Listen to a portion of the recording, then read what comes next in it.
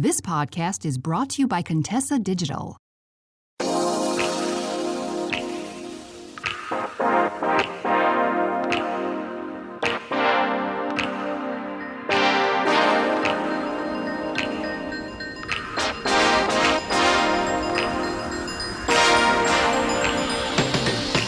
I tell you a story about my almost husband? So years ago, I was dating this guy who was really great on paper. So he was good looking. We looked great together in pictures.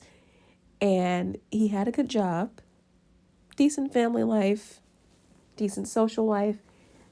You know, all the things that made us look like a good couple. The career that he was in, he was rising up the ranks.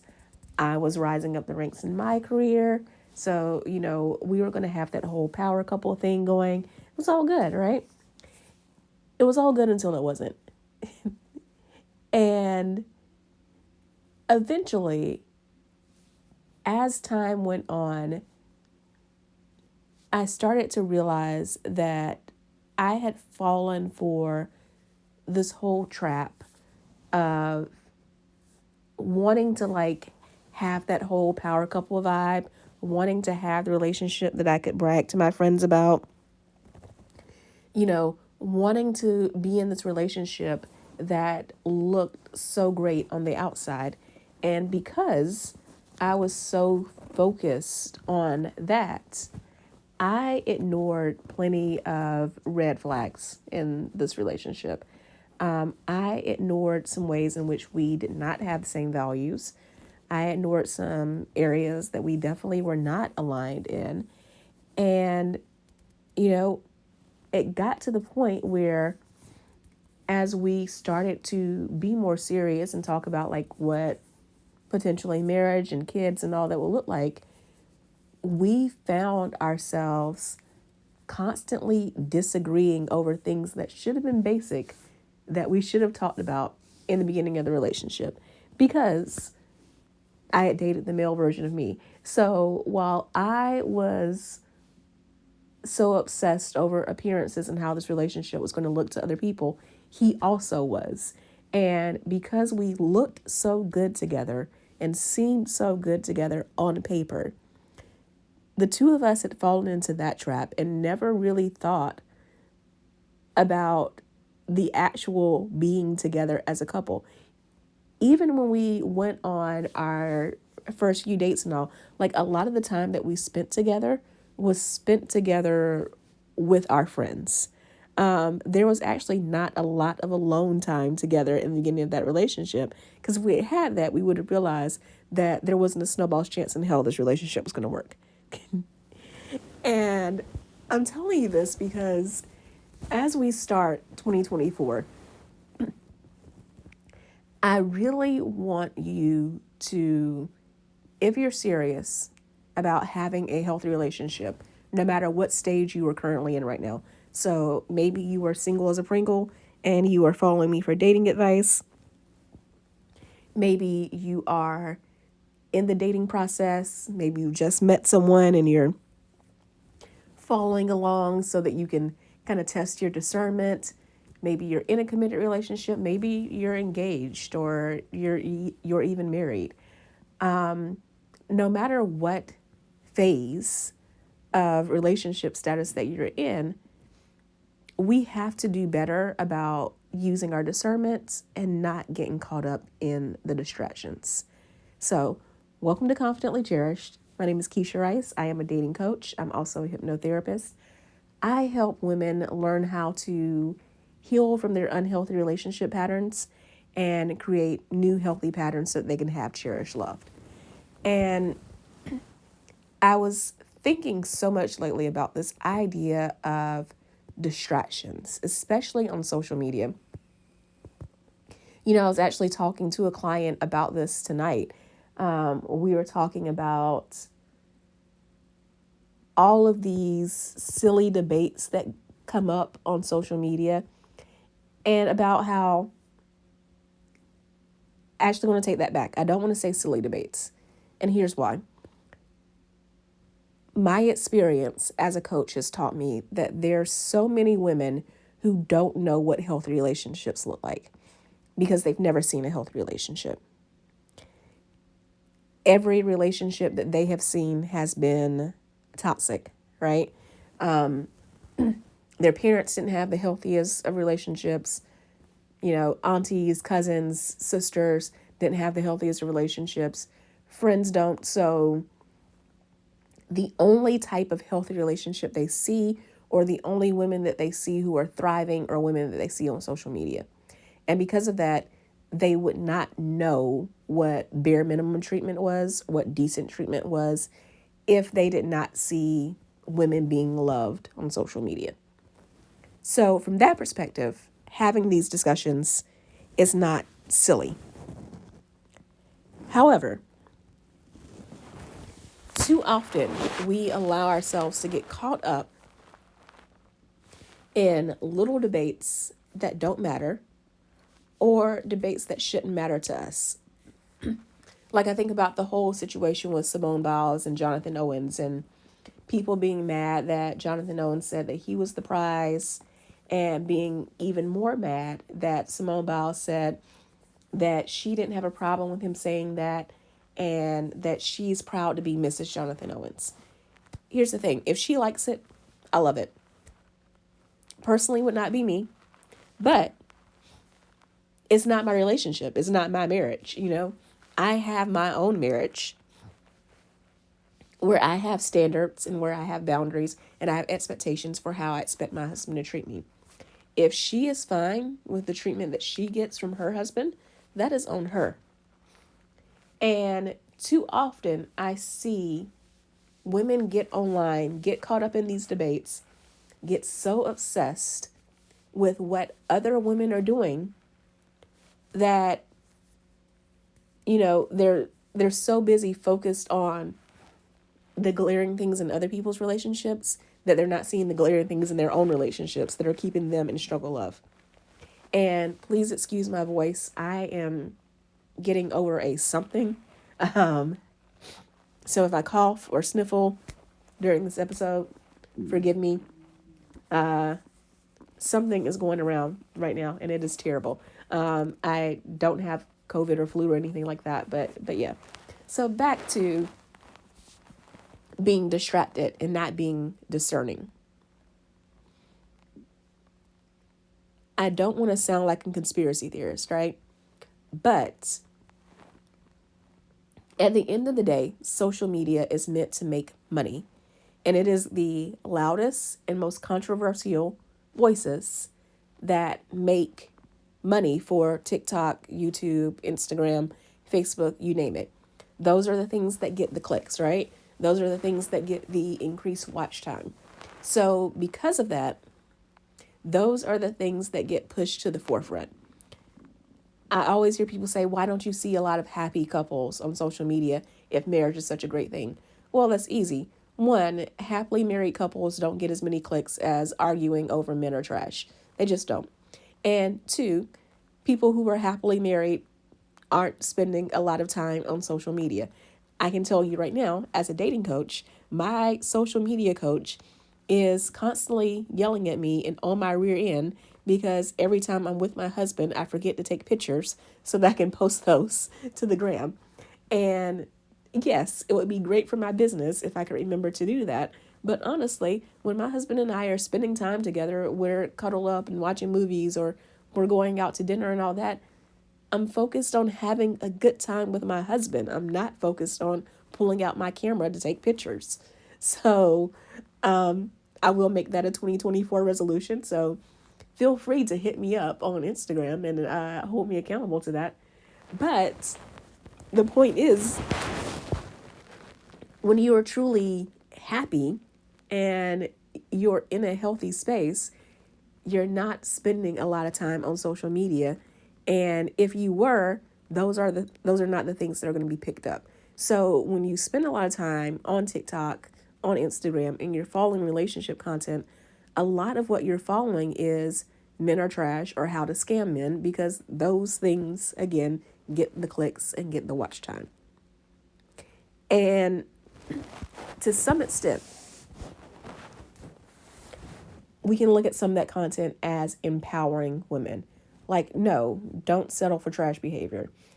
Know that you are worthy. Know that you are empowered. Know that you deserve to be treated well and to not settle for anything that doesn't look like good treatment. At the same time, when you find yourself constantly caught up in that, to the point where not only are you not trusting men, but you're constantly looking for ways to get over or to, manipulate men before they can hurt you, all you are doing is setting yourself up for failure. You are setting yourself up to attract relationships where you need those manipulation tactics because you're not with a safe person. You are setting yourself up to not use your own discernment and to be so focused on scamming, manipulation, being the one who wins, being the one who gets the one up, that you're not focused on being in a relationship where you can be vulnerable, being in a relationship where you can be loved, where you can be cherished, and where you can be loved authentically for who you are, not because you've created some image that someone is falling in love with who you pretend to be instead of who you actually are. So when it comes to getting rid of the distractions, here's what I'd like you to do. 1, I need you to control the voices that are getting into your head.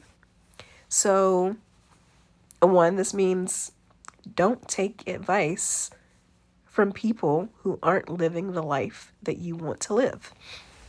It astounds me how many dating coaches I know, and in this case, I'm using dating coaches with the parentheses or quotation marks, because they say they teach women how to have healthy relationships, but they're chronically single.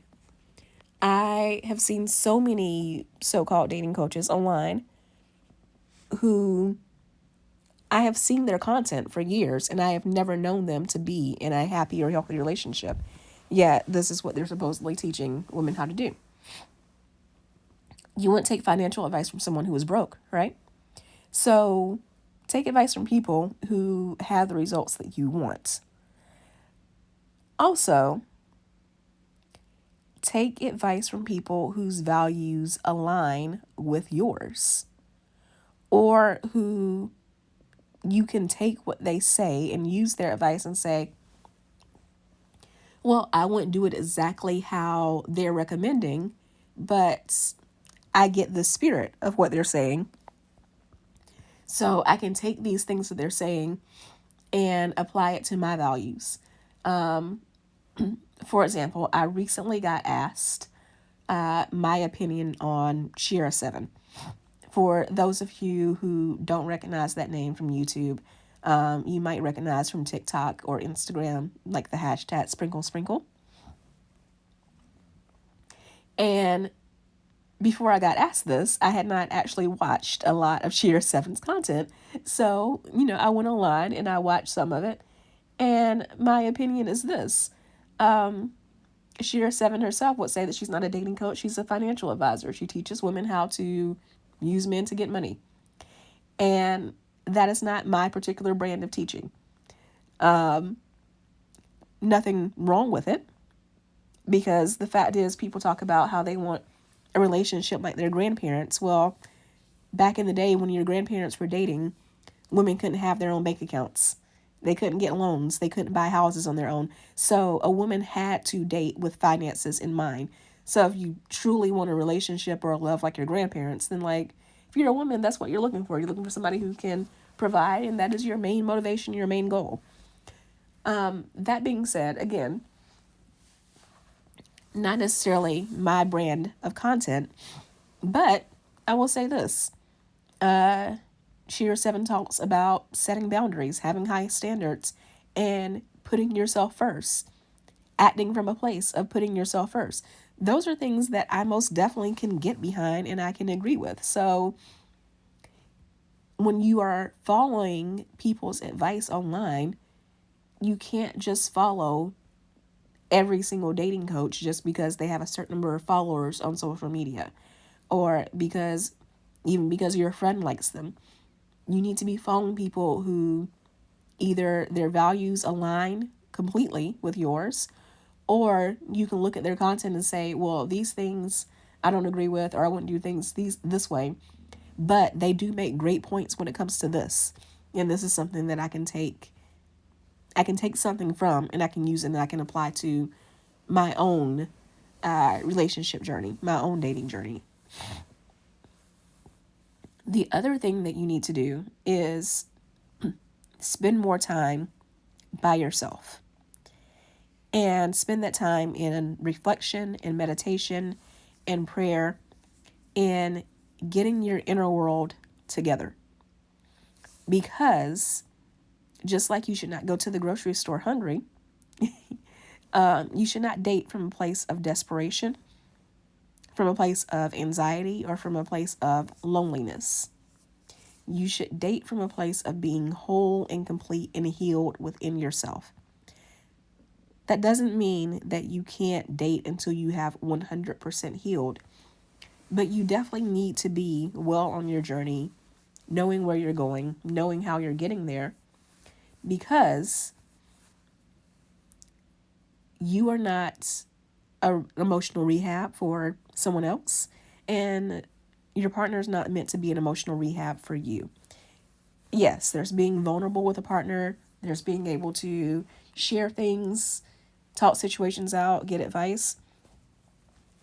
But there's also a knowing that if you're in a relationship and for whatever reason things don't work out, you are at a place where you will be okay.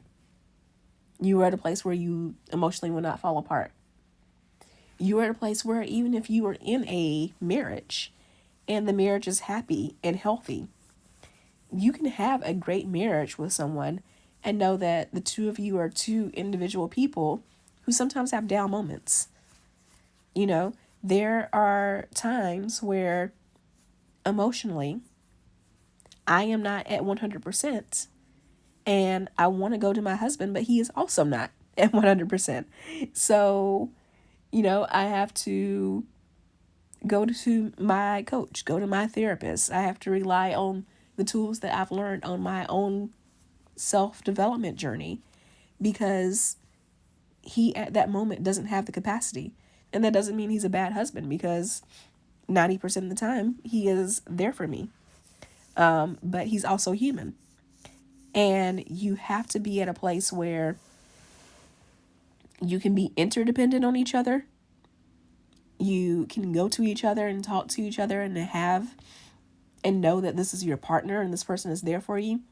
But you're not so codependent where if your partner is being human and has a low period, that you would fall apart because they're not doing well.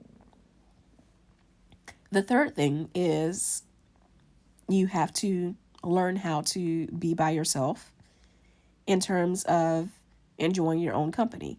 So part 2 was being by yourself so that you can meditate, so that you can pray, so that you can get clear on your own needs and heal yourself from a mental, emotional standpoint. The third part is being by yourself in terms of enjoying your own company, so that you are, one, less desperate for a relationship, so that you're less tempted to settle, but also you are more attractive when you can spend time by yourself, when you can cultivate a fun, enjoyable life on your own. When a person knows that you want them, but you don't need them. When a person knows that they can add to your life, but you already have a beautiful life that they are contributing to, not becoming your entire life. It makes you more attractive and more desirable. And it makes you more open to trying new things, which, again, gives you more things to talk about, which makes you more desirable. It also gets you out and away from social media, away from the echo chamber of constantly hearing about men are trash, instead of constantly being on TikTok and hearing all these horror stories about men. maybe you should actually go out into the real world and talk to men, meet men, go on dates. Because if you do that, you will learn that, yes, there are some men who aren't great, but you will also meet plenty of men who are funny, who are smart, who you're going to have good conversations with, who will treat you right in a relationship. And in order to find the man who is right for you, you have to get out there and get some reps. You have to get some discernment. You have to meet men who are Mr. Right Nows and understand, like, okay, this man is a good man. He's just not my man. He's just not the one for me. And you have to be in a place where you're okay with that because you know that the right person for you is coming. The fourth thing that you need to do to get rid of the distractions and to hone your discernment is to develop some patience. And this is another reason why I would recommend that in 2024 you limit some of your time on social media. Unless, of course, shameless plug, you are following me at Keshia Rice on Instagram and on TikTok and YouTube. But beyond that, it is so important that you learn to have some perspective and that you develop an attention span that is longer than like 1 minute. And this is one of the things that I've seen, particularly with people who spend a lot of time on TikTok, is because short form video has become a thing.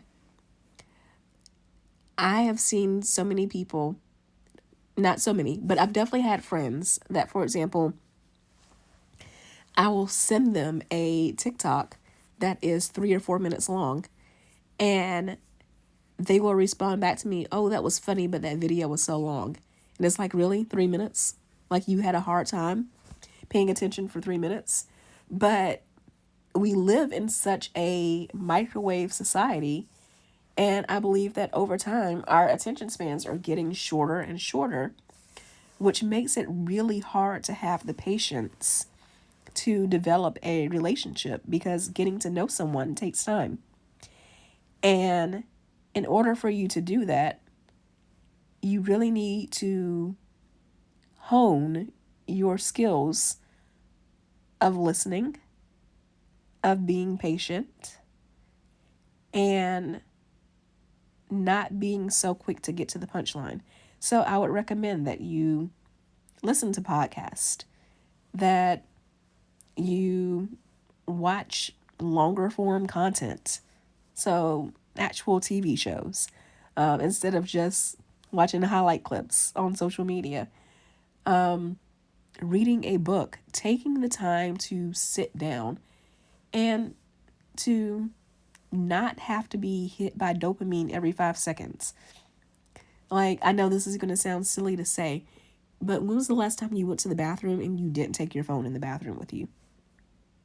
Like, would it kill you to go to the bathroom, and do your biological stuff, do what you need to do, without being on your phone the whole time? Just consider it. And the fifth way that I want you to reduce the distractions and hone your discernment is to get really clear on what your purpose is. So, what are your overall goals, purpose, direction that you want to head to in life? When you imagine your dream life, what does it look like? And when you think about dating and relationships, what is it that you want to get out of relationships? Not just what I mentioned at the beginning, where I was in a relationship that honestly would have looked so beautiful on Instagram. Now, I would have been miserable and bored out of my mind, but it would have looked pretty, I'm telling you. But, with maturity, I realized that there was so much more that I wanted out of a relationship that I have with my current husband. But I had to get really clear on what the ideal relationship looked like for me. What was the purpose of being in a relationship? Like, why not just be a single boss babe for the rest of my life, right? And once I had those things, it made dating easier because I was able to ask myself, does this man fit into the purpose I'm trying to accomplish? But it also made like the bad dates easier because when I went on a date that was terrible, I was like, look, this night sucked, but it was an hour, 2 hours of my life that's over with. And, every wrong date, every wrong man brings me closer to the right man. So it was easier to keep pushing through and not have the dating burnout. But when you don't have that focus, when you're just kind of going with the wind, doing whatever, it's easy to feel burnout. It's easy to just get tired of dating and settle. It's easy to find yourself in relationships that aren't serving you, even if the relationship isn't necessarily terrible. So like the guy that I mentioned at the beginning of the podcast, it's not that he was horrible or abusive or mean or anything like that. It's just the relationship was kind of going in a spiral to nowhere because we were just kind of together to be together. And that's not how I want to live my life, where I'm just like kind of floating through life, whatever, until I die, right? I want a life that is full of purpose and full of intent and, being happy, but also like serving others and contributing to this world, right? So when you are clear on what your purpose is in life and the goals that you have, you become more intentional about all the things that you do, including dating. And it allows you to date without constantly being distracted. So let me know in 2024 what you are doing to ditch the distractions. You can find me on Instagram, on TikTok, and on YouTube at Keshia Rice, KESHIARICE. And I want to know, how are you going to be more intentional this year about creating the relationships that you want?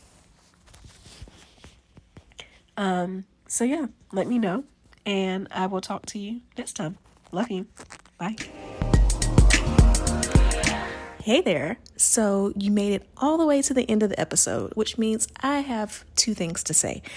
One, thank you so much. I truly appreciate it.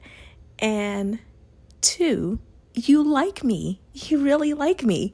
So I would appreciate it if you would show that like by subscribing to this podcast so that more people can hear about it and enjoy it as much as you do. And if you want to know more about any of the links that I mentioned on this episode or any guests that I've had, be sure to go to KeshiaRice.com/links. That's KESHIARICE.com/links. I can't wait to talk to you again in the next episode. So see you then.